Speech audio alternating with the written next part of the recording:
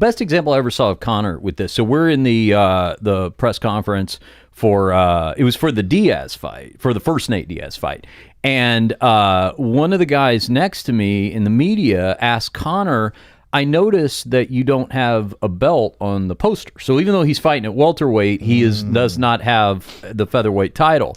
Where's your belt? And without missing a beat, Conor looks up at the poster and he's like, I was thinking the same thing. He goes, and then he goes on this whole thing about how he's going to launch an investigation into, obviously there are some people in the poster department who have become complacent. That's right. And he's coming for their heads, right?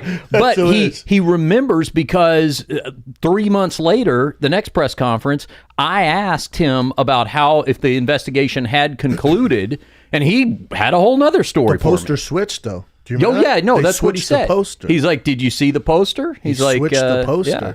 Really? That's power, my friends. Yeah, because that's super power. All right, man. When you sell the way he sells, you have your power is your ability to make money. And we, a lot of people see the numbers that he sells and we're like, yeah, he's doing great. I've seen the actual numbers. How I had access to that, I have no idea. And if I can see those numbers, his management can see those numbers. It's insane how big of a star that kid is. Yeah. Not even close. No one else is even remotely close. Yeah. And he knows that. And that's why he's doing these games. You can. And I think all the betterment for us as fighters. I know like some of the other guys are a little sensitive about it. Like, oh man, that guy's being. I'm like, it's jealousy. Hey, the more he pushes the envelope, the rest of us get dragged with him. You know what I mean? Like ceiling. Yeah, he's pushing the ceiling up. Like I have no problem riding on the coattails. It's like, but your life improves. So you're telling me that you would live at a lesser level and know that it's all on you and there's no Conor, but there could be a Conor and he's going to be number one. You'll never get to have that spot, but your quality of life's going to increase. That's good, right? Yeah, he's and other great guys for the don't think sport. that way. They're like, fuck that. That's the fighter's mentality. I'm like, I guess I don't have the fighter mentality because I'm like, fuck it, let the little guy go off, man. Fuck him. Like the better he does, I'm rooting for the guy. I mean, I might break down his fighting style and look at it and go, well, fuck, man. After the Diaz fight, I really saw some flaws fine here to and there. critique that. You know what I mean? Yeah. But as far as like his ability as an entertainer, I'm like, guys, break out the fucking None notebooks. better. This guy's the best. I have a He's our theory. Muhammad Ali now. I agree. I have a theory about him that we've talked about on our Phone Booth Fighting Love to hear podcast, that with Conor, he may be the first UFC fighter in history who would be financially better off not being a champion when his contract is over. Because Explain. every champion has a champions clause. Frank's talked about that. So if you're the champ, you're automatically extended, right? Yes. Conor would love to be a free agent right now. Like right now. He'd make more money without the UFC. Correct. He could put on a show at Madison Square Garden. He could put a show in Ireland and Or just do it fight himself. Floyd, do that, but not have to cut the Mayweather, UFC Jesus. in. Not have to cut the UFC. So imagine this. This is the issue, though. If Conor went off on his own and did his own promotion, I agree he'd make more money in the short term. Yeah. Long term, if he's just beaten, Right. who's he going to fight? No, that's what it says. So in the long It term, might not matter. I don't know, man. You know what he could do? And just on your to Just think about it. Even when he lost to Nate Diaz, Still it a didn't huge do draw. one iota Because damage. Nate was so much bigger, though. What's that? But Nate was so much bigger. If he got starched by Aldo, we're not having this conversation. Like people gave him, even I gave him a pass. I'm like, all right, he's basically a 145er fighting this monster. Shit happened, and we gave him a pass. But if you were to lose to a 55 or 45er, that goes out the window. But so what he You did, think so? but the long-term plan is to stay with the UFC, even if he leaves and comes back to it. So my thought is that if he didn't, because most of the time a UFC fighter wants to have a championship belt. Any other scenario, they would want that in terms of leverage over the organization.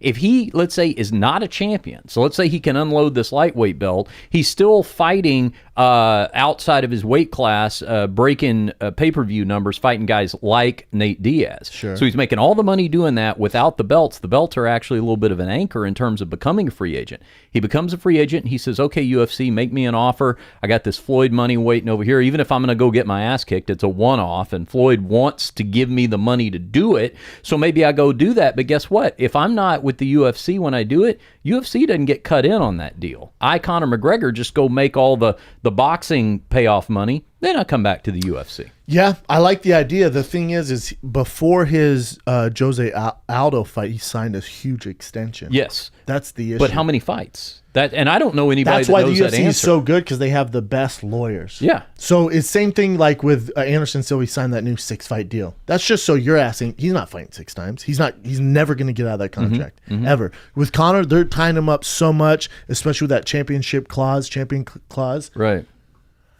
But I want in the contract, he can't compete in any other combat sports, including boxing, right? So he'd have to get the okay from the UFC brass to fight Mayweather. Unless he was a free agent. But yes, as long as he's under contract, he has to do that. Which they would take a huge chunk. Yeah. Because I think he has so much power, and he's their only star. He's their only, to be honest, he's their only star, if you look at the numbers. Yeah. He has the power to go, I know I have that contract. I don't care, man. I'm not doing shit till you give me $100 million. He will never get a portion of the UFC like he wants, like an actual control of the business. They're never going to do that. That ain't happening. What they're going to do is pay him like a Floyd Mayweather. I think he'll be the first really fighter to get around $50 to $100 million for one fight. Do you think this could happen in terms of getting the equity? Because you're right. I don't think they will ever do that. Have you ever met Ari Emanuel? No. Ain't happening. Yeah. So, but what if he did this though? They gave equity, they gave minority shares to celebrities, right? Like Conan O'Brien Mark and Wahlberg, Mark blah, blah, Wahlberg. blah, yeah. What if he were to go to somebody like Conan O'Brien and say, "Sell me some of your shares, and I'll in turn give you, equity in Conor McGregor Inc. or whatever." Yeah. And he does it, and it's like a vanity transaction. So then Conor can claim, even if he's got a handful of Conan O'Brien shares, I now have a stake in the company. He claims victory, and he does an end around where he doesn't even have to deal with the new owners. The UFC's going to release their statement and be like, yeah, he bought fucking 8 shares off Conan O'Brien. Do they want to do that, though? Piss him off? Because, like you're saying, he's so powerful. So or just let him have his little Conor's powerful. moral victory. They need him. Yeah.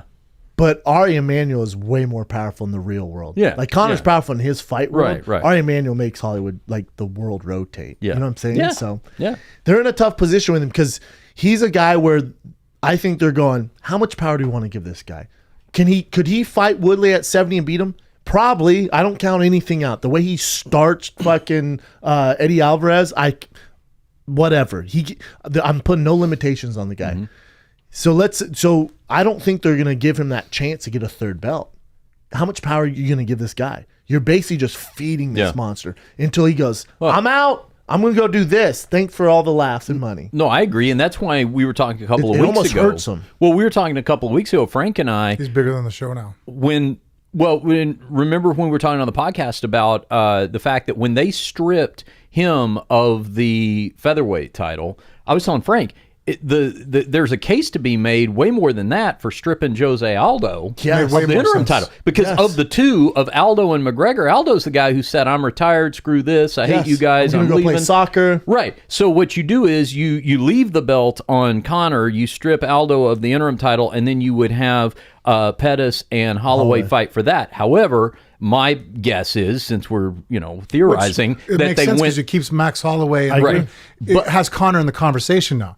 Why would you not want Conor in every conversation when it comes to the UFC? I agree, but Conor's never fighting at 45. Well, and also unless they went to Conor and said, listen, are you really serious about this equity deal? Because we're about to pull this belt off of you if we're in for a long I think all it is it's a pissing contest. It's a dick game. Whose dick's bigger. They're like, well, check it out. We're going to strip you of the belt. And Conor's like, all right, cool, man. Look at my numbers. Right. Look at my star power. They did something, his star power amongst all celebrities and athletes, and Conor, it's not even close, man. It's not close. So to Frank's point, I think for the first time he is a fighter bigger than the organization.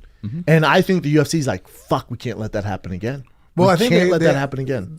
I think they had that happen back in 2001, 2000. That's fair. Tito was bigger than what the UFC was. The sport sport wasn't big at the time. Right. No, I understand. But I think that Relatively point, speaking, they realized that if you ever look at it, they never would put even now, the UFC, when they do the fights, the whatever the nomenclature, the name on it, UFC 160 Bad Blood or UFC 60 The Rising or whatever the different name. They never put guys the name. They never wanted to make the fighter bigger than the show.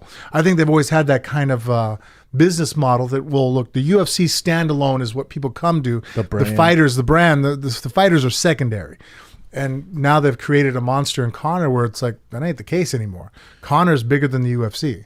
Yeah, I think he's bigger than the UFC. I think the UFC's in a little bit of a situation where, you know, like the December 30th card it's big, but it won't be anywhere near the numbers Conor does. Yeah. But it was slowing down. The UFC numbers in 2013, 2014 were plateauing out. Like, I mean, everybody's talking about it. They weren't doing what they're doing now, and it's Conor. I mean, he re-injected life into the UFC. I mean, even Ronda wasn't doing for UFC what Conor's done for UFC. But then when you listen to Dana do interviews, he goes, Ronda's the biggest star we've ever had. And Conor and Brock Lesnar are going, excuse me? But that's the same guy that also told you that the organization wasn't for sale, and then 3 days later, we have new bosses. True.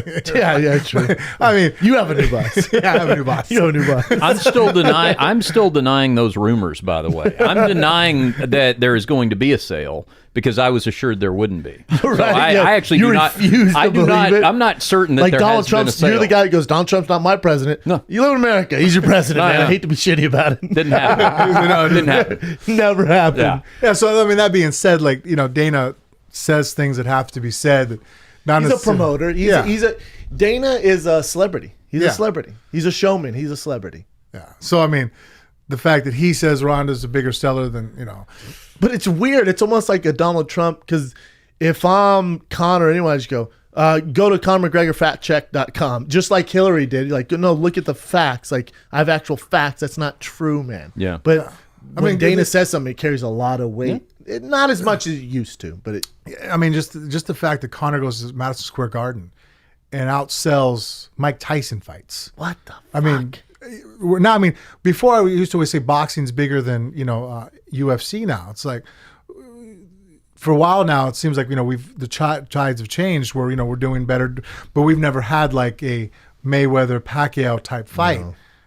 But now we have him. You know, it's like, well, shit, we have Conor. I mean, there's a reason why Mayweather wants to make the fight. Do you know what I mean? Think about it. Mayweather says... and Canelo. Oh, and Canelo now. Oscar De La Hoya is like, let's do it, man. Canelo's open for the fight. It's like, boy, you boys are super thirsty. I mean, who would have thought that 5 years ago that a Mayweather, a Canelo, any top tier franchise, named boxer will be asking to fight a UFC fighter? They wouldn't even address it. Remember, in the media, they would be like, what? MMA? What? Wrestling? Just, 2 years ago? Maybe less than that. 2 years ago, they asked, remember there's this debate, I think because of Dana, he goes, Ronda could beat up Floyd Mayweather. Yeah, right. And Floyd was doing a scrum, and they go, what do you think of the comments about them saying Ronda could beat you up? And in all honesty, Floyd goes, who?